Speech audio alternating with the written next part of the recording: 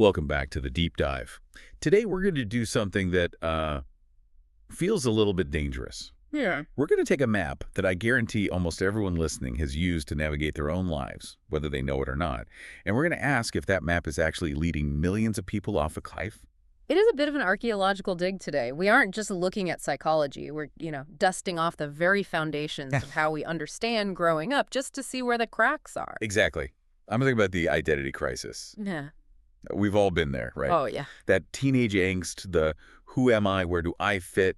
It's a staple of movies, books, and just, well, the human experience.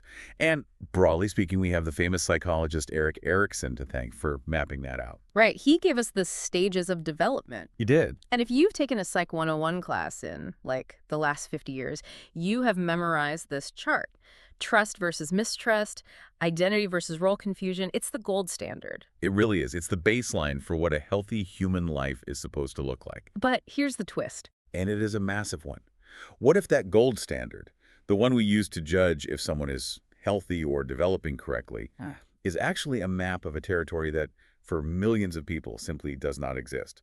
That is the explosive question at the center of the document we're unpacking today. It's a directed study proposal titled The Severed Root, a structural critique of the Western baseline Erikson on Black identity. And it represents a fascinating piece of scholarship by a candidate named Tenio-Cousin. Right. And to set the stakes here, this isn't just a book review. This is a challenge to the entire system. He's arguing that because Erikson's Western baseline ignores history, specifically the history of slavery and colonialism, it ends up actively pathologizing the Black experience. It's a heavy charge. Essentially, the author is saying that we're using a white map to navigate a Black reality. He uses a very specific term for the Black subject in the West. What's that? The cultural orphan. And his whole point is, if you try to force the cultural orphan onto Erikson's map, you aren't measuring their development. You're just measuring how well they fit into a system that was never built for them. So we have a lot to get through. We're going to look at three main areas where this map, completely breaks down. Oh, yeah. We're going to talk about the ladder, then the mirror, and then this really heartbreaking, almost infuriating misunderstanding of what surrender actually means. It really does challenge everything we just assume about how we grow up. So let's start with the geometry of life.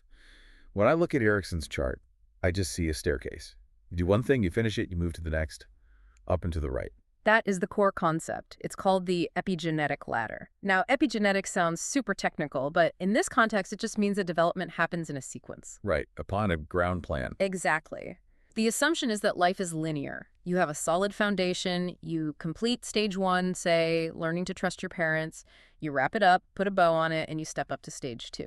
It's very neat, tidy.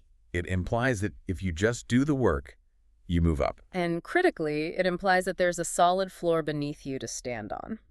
But Tenio-Cousin argues that this whole geometry is, well, it's a fantasy for the Black experience. Okay. He introduces a key term here, systemic fracture. Fracture. That is a visceral word. It implies something broken. It implies a rupture. He argues that for the cultural orphan, which is the term he uses for the descendants of enslaved people, the foundation was never continuous. It was shattered. Completely shattered. The Middle Passage, slavery, colonialism, these events broke the ground itself. So let me make sure I'm following. Erikson's model is saying, climb this ladder. Yep. But the source is saying, I can't climb the ladder in a straight line because the floor I'm standing on has been smashed to pieces. Precisely. You cannot climb a linear ladder when the ground itself is broken. And here is where it gets so damaging. The Western model, it creates what's called a deficit model. A deficit. Yes. Because if you aren't moving up the ladder in a straight line, Erikson's map just says you're stagnating. Right. It asks, why aren't you hitting these milestones? What's wrong with you? Right. It blames the climber. It says you're slow or, you're stuck. But Tenio-Cousin argues it's not that the person isn't developing. It's that the map doesn't account for the nonlinear work of survival. When you're dealing with historical trauma and a fractured past, your growth isn't going to look like a straight line up a ladder. It might look like circling back. It might look like standing still just to survive a storm. And Erikson's model just interprets that vital survival work as failure. Exactly. That's such a huge shift in perspective. It's like judging someone for not running a marathon fast enough when they're actually hiking through an earthquake. That is a very, very apt analogy. It changes the definition of success entirely. And if the geometry is wrong, then the timeline has to be wrong too. Which brings us to the second major breakdown, Hmm. the concept of time and the identity crisis itself. Yeah, let's unpack this one. Okay, because in the standard model, and in like every coming-of-age movie ever made, the identity crisis is supposed to be a phase. It is. It's the teenager in the bedroom listening to loud music, dyeing their hair, figuring themselves out, and then they graduate and they become a normal adult. Erikson calls it a normative crisis. Yeah. It happens in the sanctioned period of adolescence. Society basically gives you a hall pass. A hall pass, I like that. It says, okay, kid, take a few years, figure out who you are, solve the puzzle, and then join us in society. It's like a gap year for your personality. Exactly. But the source asks a really pointed question. Does the cultural orphan get a hall pass? Does society invite them to find themselves? I'm guessing the answer is a hard no. A very hard no. The source argues that if you're living in what he calls a hybrid reality, balancing your West African roots with a hostile American context, that crisis is never temporary. It can't be. It can't be solved in a few years. He calls it a hybrid crisis that lasts from birth to death. Wow, from birth to death. That sounds exhausting. It is. Yeah. Because you're constantly having to negotiate your existence in a system that just wasn't made for you. And here's where the Western baseline fails again. How so? Erikson views this lifelong defense of the self as a prolongation. He thinks if you're still dealing with identity issues at 40, something went wrong. You're immature. But Tenio-Cousin is saying that's not immaturity at all. No, he argues this isn't a failure. It's necessary vigilance. It reminds me of that idea of looking over your shoulder. If you're in a dangerous neighborhood, you're always alert. You don't just get over being alert. You're right. Erikson's model seems to assume we all live in a gated community where we can just relax once we grow up. That is exactly the point about the environment. This is another huge piece of the critique. Erikson assumes an average, expectable environment. Which sounds like a very nice place to live, Huh. an average, expectable environment. It implies that society is generally benevolent. It invites the child to grow. It offers reciprocity. A partnership. Exactly. You Right. give to society, society gives back to you. But for the cultural orphan, historically speaking, society hasn't been a partner. It's been a predator. Far from a partner. The source calls this the exclusionary baseline. For the Black subject, the environment is often an antagonist.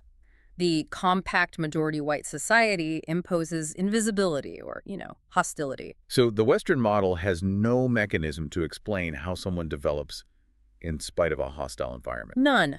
The model breaks. If the environment's trying to erase you, how do you develop reciprocity with it? You can't. If the soil is toxic, the flower has to grow differently. And Erikson just assumes the soil is always fertile. This leads right into the idea of the mirror. Mm. I found this part really striking because it's so visual. It is. Erikson talks about psychosocial relativity. Yes. It's a bit of jargon, but the concept is simple and very powerful. It's basically saying, I judge myself based on how I see you judging me. It's a social mirror. Yeah. When a child looks at their teacher or a police officer or a neighbor, they're looking for a reflection of themselves. Correct.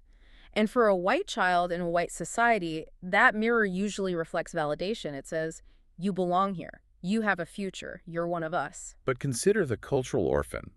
If they look into the social mirror of a society that projects facelessness onto them. They see nothing. Or they see something twisted and ugly. Exactly. The source argues that this mechanism is a trap. If identity formation relies on that social mirror, then identity formation becomes basically impossible for a Black child under Erikson's rules. So what's the solution? Well, the source suggests the need for reclamation, a mechanism to bypass the white gaze entirely. But the Western model doesn't offer that. It just leaves you staring into a broken mirror. It's amazing how these assumptions, time, environment, the mirror, are just baked into the theory, and we never question them. We don't. We treat them like gravity, but they're actually just cultural assumptions. And the critique gets even sharper. Tenio-Cousin actually goes into Erikson's own work, specifically Chapter 8, Race and the Wider Identity. And this is where it gets really interesting, because Erikson was trying to be empathetic, right? He wasn't ignoring black people. No, he was explicitly trying to include them in his theory. He was trying. But the source argues he failed because of where he started. Where did he start? Erikson begins his analysis with the label Negro. Which was the terminology of the time. But why is that a structural problem? Because conceptually, Negro is a given identity. It's a label invented by the oppressor. It defines the person entirely by their proximity to slavery and servitude. So by starting there. By starting there, Tenio-Cousin argues Erikson erases the West African antecedent. The antecedent, Sure. meaning the history before the ships ever arrived. The human reality that existed before slavery, the culture, the philosophy, the psychological constitution, the source calls the I and we. Right. By starting the story at slavery with the Negro, Erikson is basically studying the slave as if they were a new species created by white people. He's ignoring everything that came before the chains. Precisely. And as the source so powerfully puts it, a psychology that begins with Negro can only describe a lack, not a lineage. That is a mic drop moment. Yeah. A lack, not a lineage. If you start the story at the moment of trauma, you define the person by the trauma. And this error leads Erikson to misinterpret everything he sees. There's a section in the source about motherhood that is just, it's heartbreaking, but it's also infuriating. Oh, this part really got me. So Erikson is observing Negro mothers. Again, his term. Yes. And he notices they're being very specific with their children. They're quieting them down. They're keeping them close. They're suppressing their energy. Right. He sees these mothers holding their children back, preventing them from being too boisterous or aggressive. And Erikson interprets this through his Western white lens. He calls it a surrendered identity. He does. He even calls it a mocking caricature of submission. He thinks these mothers are teaching their children to be good little slaves. He sees weakness, a lack of spirit. He sees pathology. But Tenio-Cousin says, look again. Take off the Western glasses. This wasn't surrender. This was a guardian strategy. It was protection. It was code switching before we even had the term for it. Those mothers were protecting their child's core from a lethal environment. Of course. They knew that if their black son acted too bold or aggressive in front of a white authority figure, it could mean death. So what Erikson saw as bad parenting or submission was actually survival parenting. Exactly. They were teaching them how to survive in a world that wanted to crush them. The Western lens saw a mocking caricature, but the reality was a sophisticated negotiation of safety. It's wild how two people can look at the exact same behavior and see two completely different things, all depending on the map they're using. It really is. Erikson sees a mother breaking her child's spirit. The source sees a mother saving her child's life. That's the danger of using the wrong baseline. You diagnose sickness when you're actually looking at strategy, and this misunderstanding extends to how Erikson viewed political movements, too. Right, the totalism thing. Yes. So Erikson wrote about the Black Muslims and other movements in the 1960s that sought to separate from white society. And he was not a fan. He was terrified of them. He labeled them as dangerous totalism. He even compared them to a Nazi identity. Wow. He compared black civil rights groups to Nazis. That seems extreme. It does, but you have to understand his logic. To Erikson, health equals integration. He thought the goal was to mix with the wider society. Okay. So when he saw black groups saying, no, we want to be separate, we want our own space, he saw it as this rigid, dangerous foreclosure of identity. He saw it as hate. But I'm guessing our source sees it very differently. Completely. Tenio-Cousin argues this fear just reveals Erikson's bias toward assimilation. He thinks health means integrating with the white majority. But for a fractured community. For a fractured community, excluding the hostile majority isn't hate, it's stabilization. It's like if you're building a house during a storm, you put up walls. Not because you hate the wind, but because you need a dry space to sleep. That's it. It is about reconstructing the village boundary. You need a safe space, a sanctuary, to rebuild the self before you can even think about integrating. Right. The critique is that the Western baseline demands integration before the self is solid enough to survive it. It's asking someone to swim in the ocean before they've even learned to float. So what Erikson saw as a threat rebuilding the village, the source sees as the only path to healing. Yes. It recontextualizes the entire struggle. It's not about hating the outside world. It's about loving the inside world enough to protect it. This entire deep dive has just been one aha moment after another for me. Mm-hmm. It really shows that theories aren't neutral, right? Not at all. Even science carries the water for the culture it comes from. They do, and that's why this proposal is so important. It concludes by saying that the Western baseline is just structurally insufficient.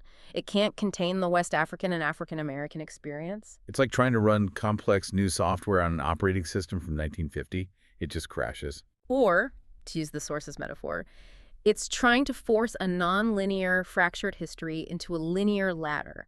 And when you do that, you end up pathologizing the very strategies, like that guardian motherhood, that allowed Black identity to survive the fracture. So the mission isn't just to tweak Erikson's map. We can't just add a footnote that says also applies to Black people. No, the source calls for a completely new archaeological and theological inquiry.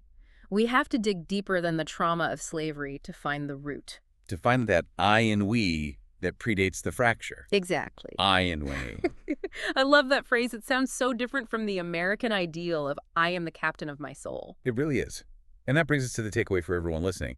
Whether you're a student of psychology or just someone trying to understand yourself, I think there's a huge lesson here. It forces us to ask, whose map are we using? Exactly. If you feel like you're failing at life because you haven't hit certain milestones in a straight line, married by 30, house by 35, career peak by 40, whatever the ladder says, maybe the problem isn't you. Maybe the problem is the latter. Maybe. And as we sign off, I want to leave you with a provocative thought that comes from this concept of the I and way. We've spent so much time in the West assuming the goal of life, the top of the ladder, is to become a strong, independent individual, the solitary hero. The cowboy riding off into the sunset. Right.